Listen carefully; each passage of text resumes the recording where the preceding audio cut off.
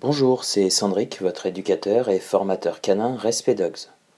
Vous avez un chiot et souhaitez le rendre propre rapidement? Envie d'être réveillé le matin uniquement par la bonne odeur d'un café? C'est le moment de découvrir ensemble comment rendre mon chiot propre. Nous allons tout d'abord voir être propre pour un chien, c'est quoi? Puis je vais vous donner des conseils afin de rendre votre chien propre d'un point de vue humain.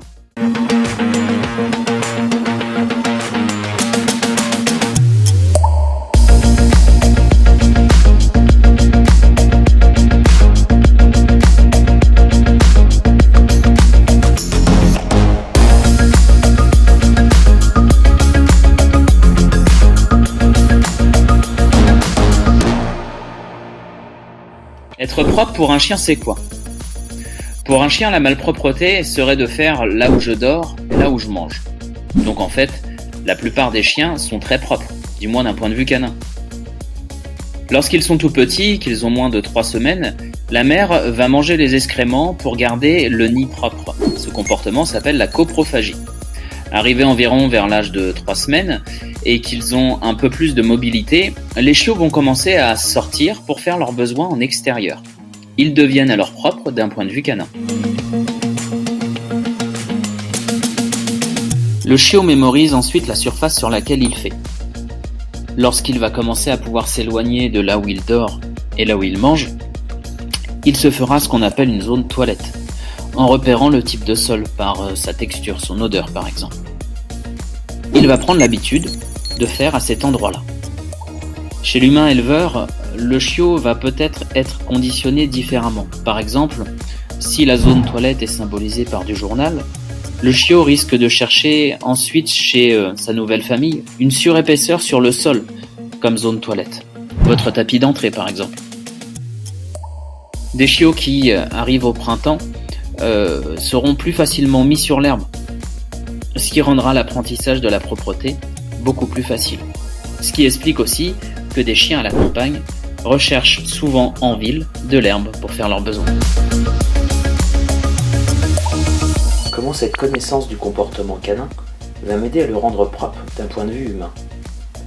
Puisque mon chiot va tenter le plus qu'il peut de ne pas faire ses besoins là où il dort, je vais m'efforcer de restreindre son espace pour la nuit et quand je ne peux pas le surveiller. Ensuite, pour un bon apprentissage, il faut en quelque sorte être là au bon moment.